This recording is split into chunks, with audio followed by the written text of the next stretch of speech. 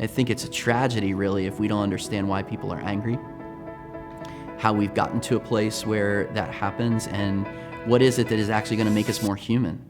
The sharp division of people into two main groups. If more colored are allowed to move in, Levittown is going to go downhill. If a kid acts out in school, we change suspension to incarceration. For everybody who ignores this is something that happens every single day. This is your police department in review. Decades of housing discrimination. We have gone backwards since the civil rights era. So I think, for a working definition, a simplistic way for me to understand it, white privilege is the ability to avoid difficult conversations. It's the privilege that I have to not have to engage, to be able to create a world or to choose not to have to look at things that make me uncomfortable, that are hard, and to have that be normal, to kind of fashion a place, an experience, a lifestyle that is largely comfortable for me and that I can avoid the pain of other folks, particularly people of color.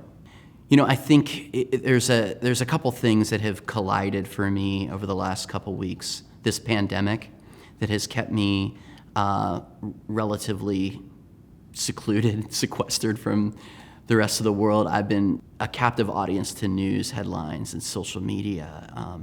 And so the things that are happening around me, there's not a lot of place for me to get away from that. It's in front of me, and I have to deal with it.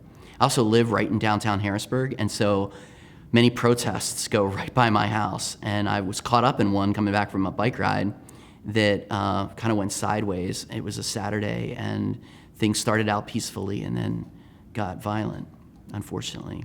But the sense of George Floyd and the pandemic has created a place where I think I know at a very personal level that what we do affects lots of other people, and also that we're afraid. I've never before in my life been in a situation where just my presence to other people is a lethal threat. I don't know whether or not I have COVID, and if I do, I'm an asymptomatic carrier. But I do know people have been afraid of me, that we've given each other distance and space.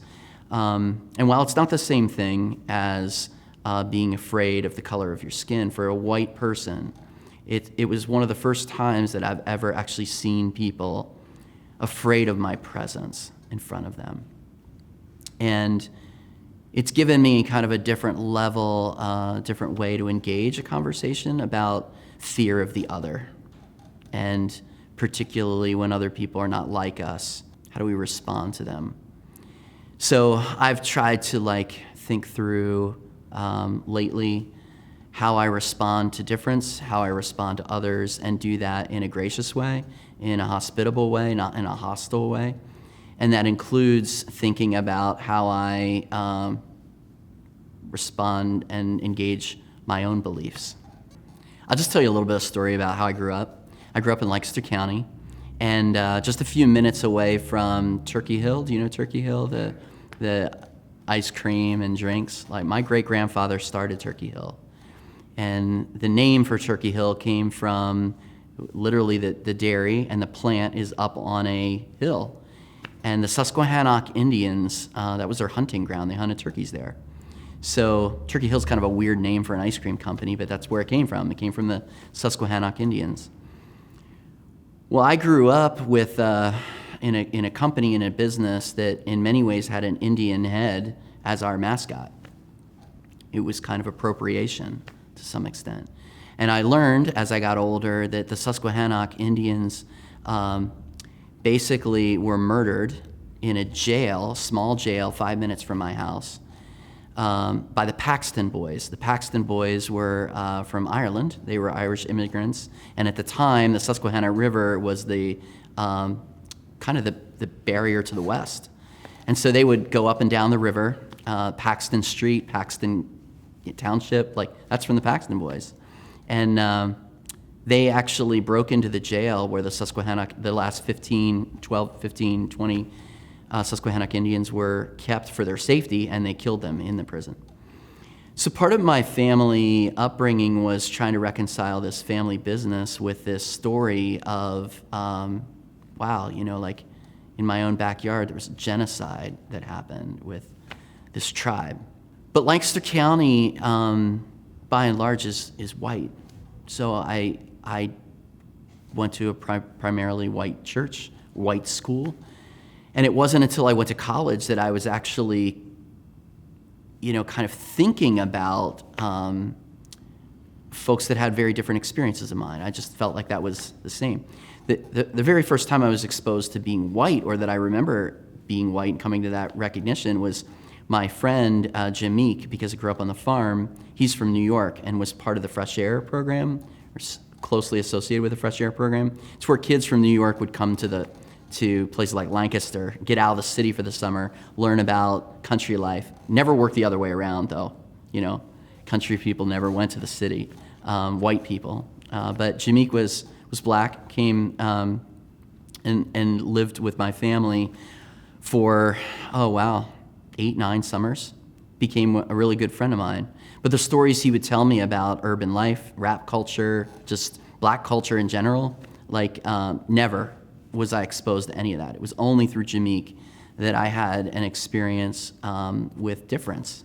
And it wasn't until I came to college when I reflected on that and realized, wow, part of the problem with privilege and structural racism is that I grew up in a place that was just like me, and that was normal.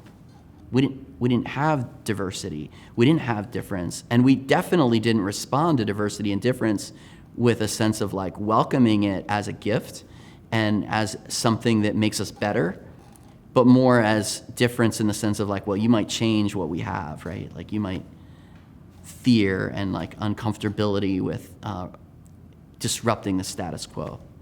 So personally, in some of my reflections about being white, I've had to think a lot about growing up white, growing up in the country, growing up without diversity, and recognizing that that's part of what racism has done to me. It's disconnected me from brothers and sisters from all tribes, all nations, and made me believe that that's normal and that I don't need them. So I think, the looting is somewhat of a distraction, for folks who don't know how to make sense of the bigger picture and what, say, Black Lives Matter is about. It's an easy distraction to focus on the looting as that's bad. So let's have a conversation about looting. And we can talk about looting, but I think only if we have a conversation about the reason why this anger, this frustration, and these events are happening at the structural level. What is it that makes people angry? What is it that brings people out in the street en masse? What is it that allows us to, even get to the place where we're experiencing across the country these protests? And, I think at some level, my line for gauging what's okay and what's not okay is violence. And, you can argue, is violence against property really violence because there's not really life there? Is violence something specific for people? But I would say anything that's dehumanizing to people is there in violence, right? That's an expression of violence. And so I think that's the line. We cross the line when we're violent to our brothers and sisters, when we dehumanize them, when we think of property more than we think of them, when we shift our focus. That's actually a very dehumanizing thing. So while it is not okay to take people's livelihoods, burn their businesses, break their windows, flip their cars, burn out, whatever, I think it's a tragedy, really, if we don't understand why people are angry, how we've gotten to a place where that happens, and what is it that is actually going to make us more human. Power is so important. I mean, I think for me as a white person, there's a big shift as I engage racism of moving from just thinking about racism at the individual level and then thinking about it at the structural level and at the systemic level. Power is deployed in systems and structures. And often those who have power want to keep that power. And they keep that power and they preserve that power through systems and structures that they set up, like education. So by and large, education and the type of curriculum that is exposed in our school, it's not Black history. It's Western European history. It's privileged to white culture. And so as a system, it perpetuates a way of learning about, creating, sustaining, and perpetuating white culture. And it gets really insidious when we boil education down to a bunch of facts, numbers, and statistics, basically objectivism, where knowledge is not wisdom. It's really recall for a standardized test, right, and how you score. And then when that whole system is built on that and money is put into that, scholarships, et cetera, like you actually have an entire generation that has been taught to the test. They're not critically thinking, and they've been kind of deployed to perpetuate that to the next generation. So I think until education starts to actually teach people to be critically thinking, and critical is not like, being angry. Critical is about power. Education needs to teach people about power. Education needs to teach people about history and the systems and structures that create, sustain, and perpetuate power for certain groups versus other groups. Hegemony is a particularly insidious form of racism, where those in power give people who are oppressed just enough voice that they think that they matter when they don't matter. Just enough change to actually make them feel and pacify them, make them feel okay, or at least that they're being heard. But there's absolutely no intention to change the system. It's really a pacification mechanism. And it works beautifully with oppressive systems. So insofar as you think you're doing something that really matters and people are telling you it really matters, they have absolutely no intention of changing any system, that's hegemonic. And I think all of us, white folks, Black folks, brown folks, all of us need to be thinking about that and unpacking that, sniffing it out, and where it exists, calling it out. So we got to go far beyond words and statements, language, and we actually have to see change. Because I've seen the statements, I've written the statements, I've said the words, but unless you see change in my life and in my systems, that's where things need to happen. I believe fundamentally that you break that cycle in your heart. I believe that that's something that is transformative, and that's at the core belief system. It's at your core values. And I believe faith, the way that you make meaning of things, is the place that gets changed. In my life, that's been changed and that's been broken by a relationship with Christ, in my Christian tradition. That's transformative, forgiving, salvific change. I do not believe change happens at government. I have a very low view of government. Got a really low view of kind of the trust that elected officials are actually working on my behalf or on the behalf of folks of color, largely because history does not show me proof. And plus, I actually don't think that that's where real change happens. I think real change happens with the transformation of our hearts and minds, unlocks that, empowers that, frees us to engage in different ways. So this is just a kind of a core way of thinking about what is the philosophy of change, if you will. And I actually think that starts in us, each one of us. I just don't look external forces, systems, and structures to make that change for us. So in education, I've taught at the college level, and so I'll just talk a little bit about that critical thinking age. I mean, kids K to 12, you're cognitively, you go through a development period. So to think about structural racism, your mind actually has to be developed enough to think about that.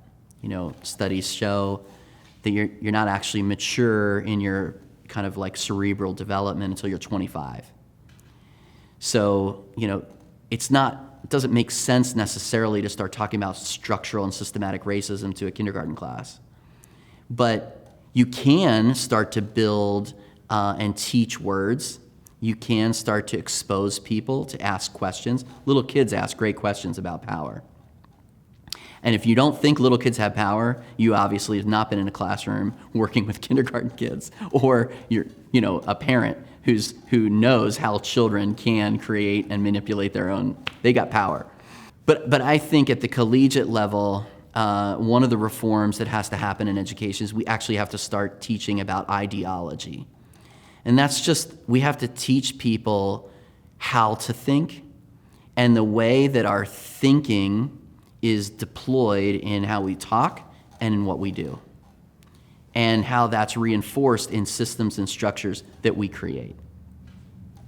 So ideology, this actually comes out of the Frankfurt School in Germany. After World War II, there were some really thoughtful people that pulled together and asked one question. It's like, how is it that really smart folks educated in the best institutions could buy into Hitler's kind of like thinking and eradicate the Jews, systematically try to kill millions of people? How's that possible? And the answer to that was, in many ways, like, our educational systems don't teach us about power. They don't teach us about ideology. They don't teach us about how ways of thinking actually can be consolidated and deployed through education, or through the military, through the police, pick your system, right? Housing. And so a group of folks pulled together to start thinking about and dismantling how people's values come through in what they say. So I think at the collegiate level, we have to teach people how to listen very carefully to the words that people use, and then to ask questions about, why did you use those words? What do those words mean to you? Not in a entrapment way, but in a way that actually helps us better understand what people think and why they think that. Because what they think becomes words. Those words become actions. Those actions become habits. Those habits become traditions. And ultimately, that's our character as individuals and as a society, which we pass down generation to generation. So if we really want to get at dismantling racism, we actually have to get into people's heads and into their hearts. And the only way to do that, you can't crack open their head and see what's in there. You have to listen carefully to what they say and what they do, and then start there and to help people walk through that process and how that makes other people feel. Just in terms of ideology that I was talking about a little earlier, and violence. I think that violence is not something that is just like physical, but I think it's epistemological too. And what I mean by that is it's the way we think about people. I think we can think about people in violent ways. I think we can have thoughts about people that dehumanize them, that objectify them. And our violence physically comes out of those thoughts. Education, for me, is dealing in the world of those thoughts. It's kind of doing surgery on those thoughts. It's trying to pick up and root out violence and dehumanizing ways of thinking that then lead to dehumanizing words and actions. And so that's what I think education needs to actually focus in on, is do more of, is to help people learn how to think, and to think in ways that are respectful, that are humanizing. And this is something that I feel like you've heard of, like being PC, politically correct. Well, folks that call something PC typically don't understand that the words you use land on people in different ways. So the whole idea about attending to particular language and using certain language is because we know that some language, when used with certain people and certain groups, is offensive and hurtful. If you know that and you continue to use that language, you're being violent. Your ignorance about your language is not an excuse. And so when people talk about being PC, it's actually in its best form talking about being sensitive, being careful, being human, and dignifying other people. Women, people of color. I think that there's a lot lost on that whole conversation about being PC that actually doesn't understand that those words are a constellation, a system, if you will, of a way of thinking. And nobody likes to be called out in the call-out culture on your way of thinking. There are ways, I think, to help people that are constructive, humanizing, developmental, and ways that are just like public tar and feathering, and violent, quite frankly. So, that's a really important thing that's happening right now in education is folks are asking for, quote, safe spaces. In colleges and universities, many folks who are vulnerable or marginalized would say we need safe spaces. And this particular professor, this particular speaker has said some things that are offensive.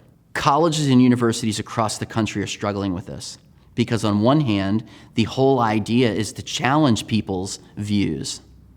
And in the inherent challenging of people's views, some things might be offensive.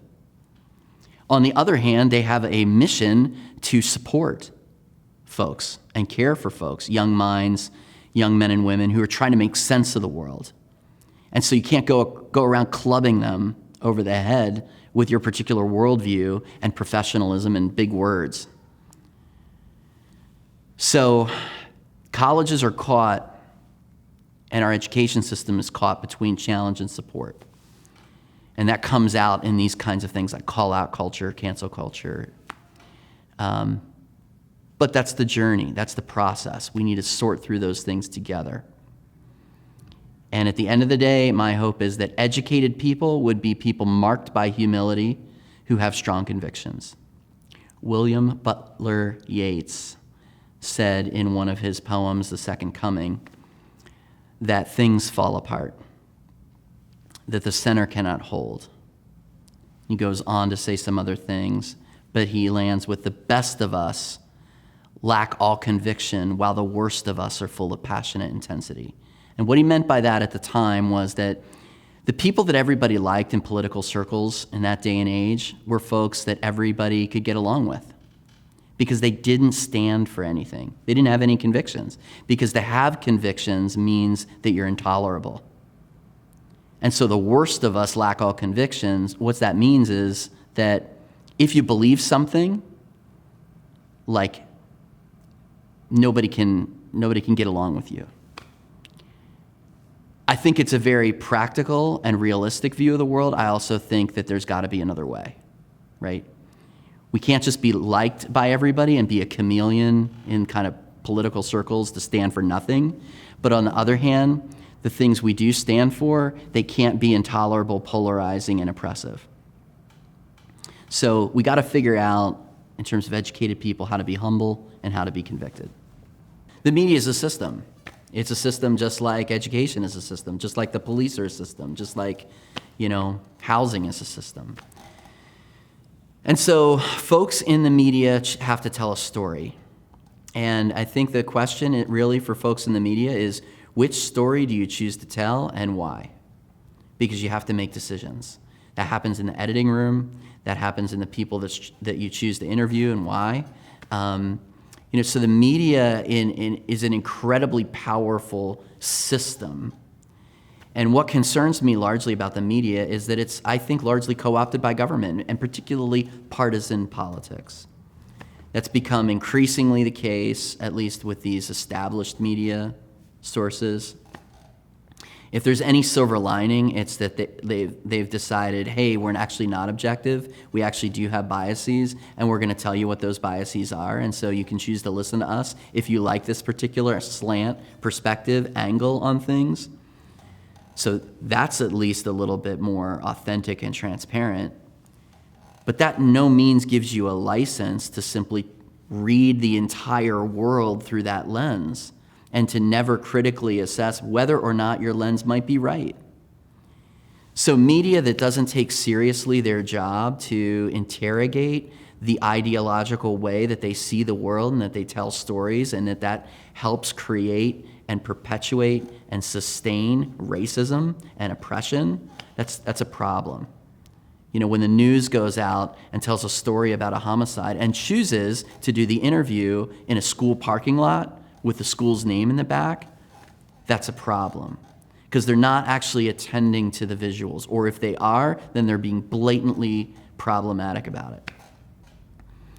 So the media has their job cut out for them. They got to be careful with their words. They got to be careful with their images. They got to be careful with their stories, because they can't be irresponsible about what they share. And the measure for that is like, hey, at some level, are you humanizing the world? Or are you dehumanizing the world? Are you moving people towards life, or are you killing people? Are folks becoming less violent or more violent because of the things you're showing? I think they really need to evaluate that. And they know, particularly marketers, they know how we work. They know what we look at. They know what sells. Folks that know that have a responsibility, and they should be held accountable for it. So the media is incredibly powerful, and folks in the media need to start talking to the media and calling themselves out on it. The role of the media is incredibly important because it also checks other systems, right? It's a check and balance for other systems that really lack transparency and accountability too. And so, I don't want to throw the entire media system under the bus, because they do an incredibly important service in holding account other systems. But yeah, there's a lot of work to do there. So there's a storyline about law enforcement, that's in these shows, cops and other things. There's a obsession almost with you about justice. There's a narrative of fear that runs behind that. There's an element of okay, something is wrong. We have to that tension gets built up to a climax, and then there's a resolution. And particularly we have characters that run through the story, or actors that run through the show, that are kind of the heroes and the heroines, or the key people, the key players. I think for American culture, and particularly American mythology, our view of justice is kind of like Superman, or like the Marvel or DC comics.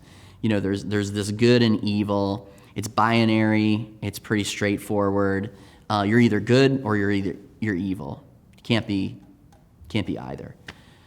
And to play on cancel culture is like, once that narrative's spun that you're evil, let's just cancel you completely out, right?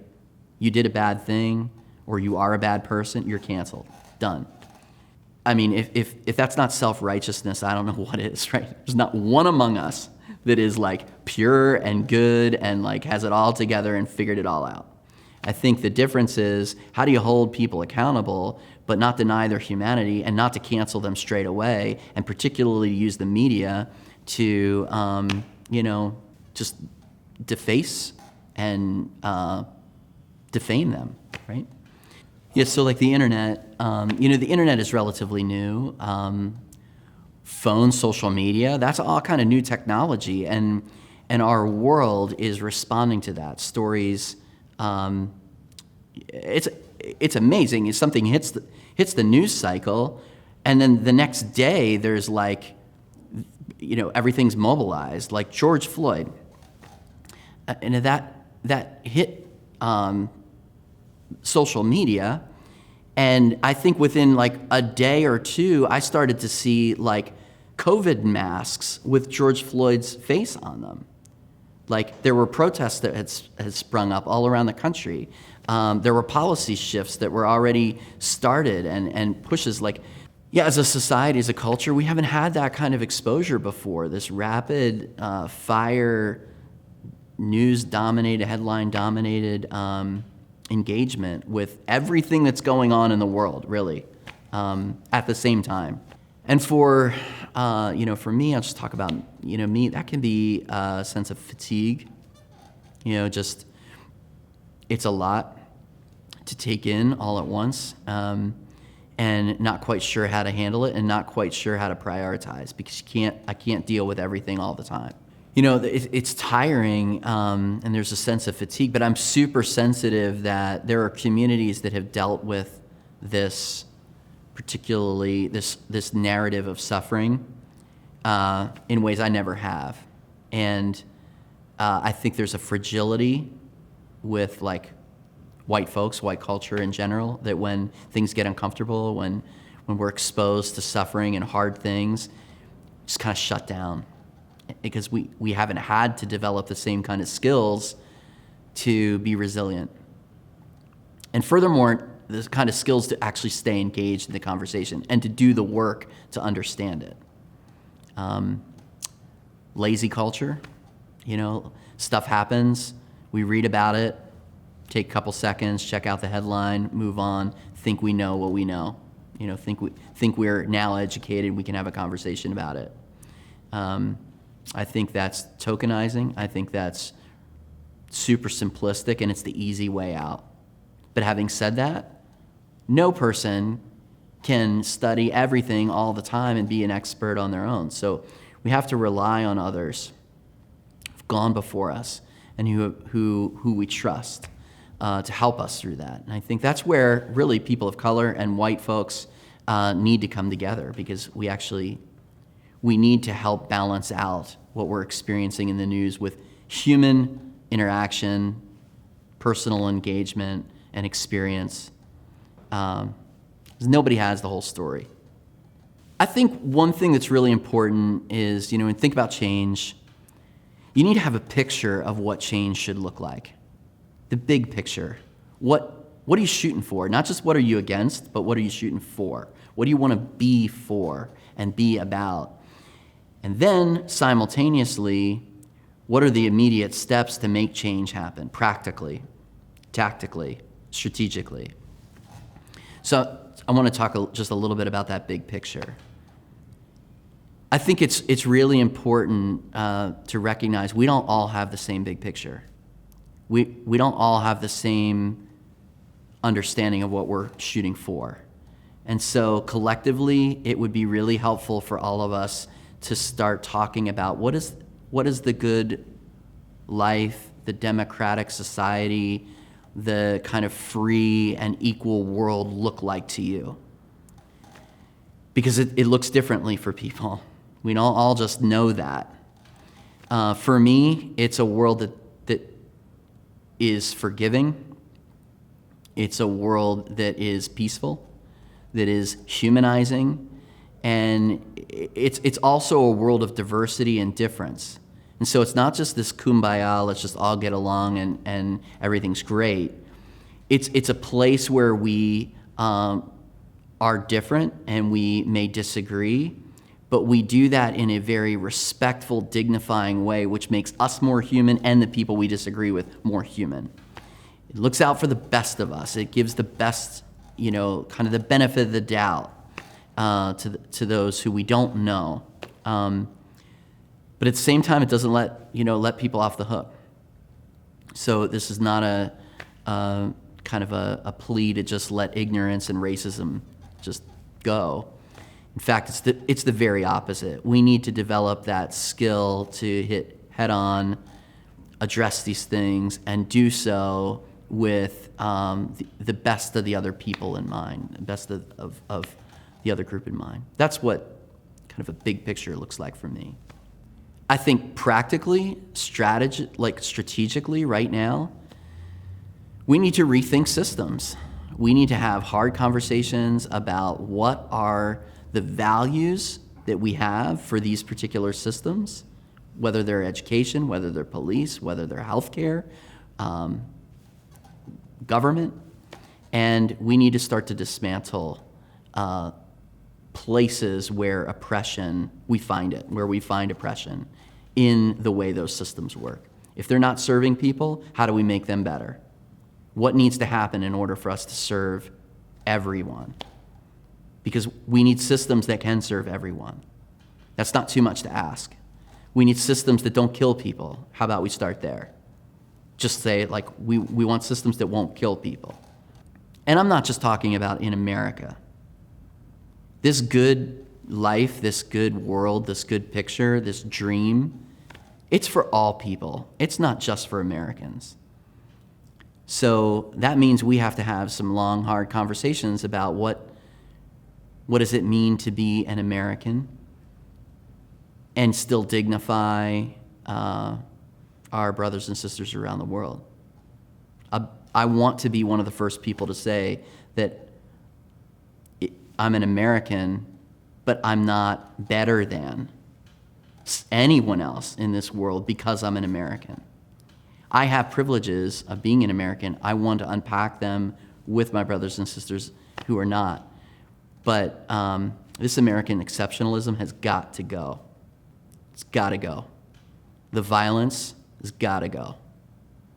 So, we're not going to get to that big picture until we start to dismantle some of those systems. I'm a huge believer in education, but there is a limit to education. So typically, for lack of, to be simplistic about it, there's like these two schools of thought.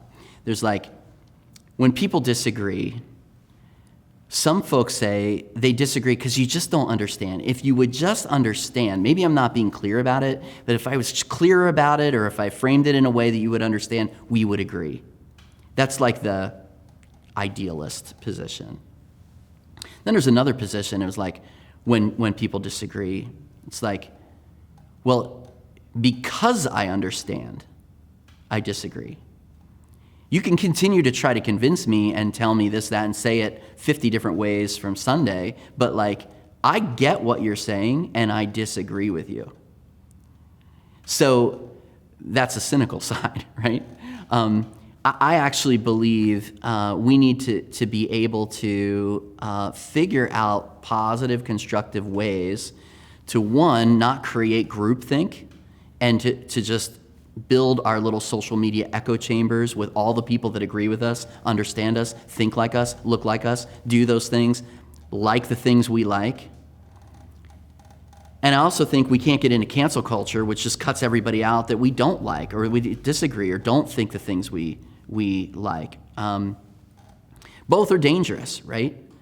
So I think part of this is getting to a place where we see ourselves not as individuals, but in a community, and that community is a diverse community that welcomes difference as something that makes us all better, not as something that is a threat to who we are and to our identity.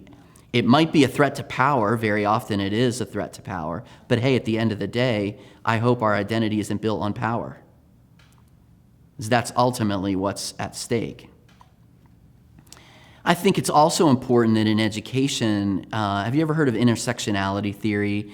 Basically, in education, there's some theorists that have made really good points that, hey, we're really complex people in our identity.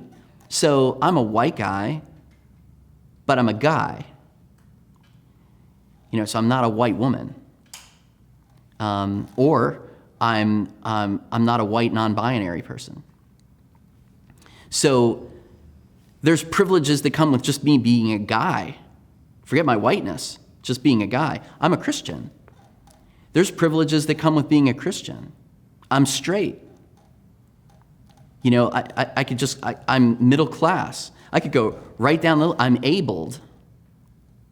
I could hit all of these different things. And so part of what's challenging is that what makes us who we are, there's a lot of things that make us who we are. We have this innate desire, I think we have to, as human beings, make sense of who we are. So we start to choose identities and tell stories about who we are, and we privilege some things over others. So, for instance, I tend to privilege the fact that I'm a Christian in my identity as I talk with people. Other people might choose to privilege other things. But there is privileges that come with that. And then on the opposite side, if that's on the privilege side of things, people who are not Christians are in the minority, right? So if I'm white, people who are non-white are in the minority. If I'm straight, people who are not straight are in the minority. So there's this line of the privileged and those who are not privileged or oppressed. What's dangerous is when you start to put a moral compass on that too. And so now you're saying everything that's privileged is good and everything that's not privileged is bad. Or, as some, depending on your particular political side of things and your angle, if you're an activist, you may say, hey, everything that's privileged, that's bad, because everything that's not privileged is good.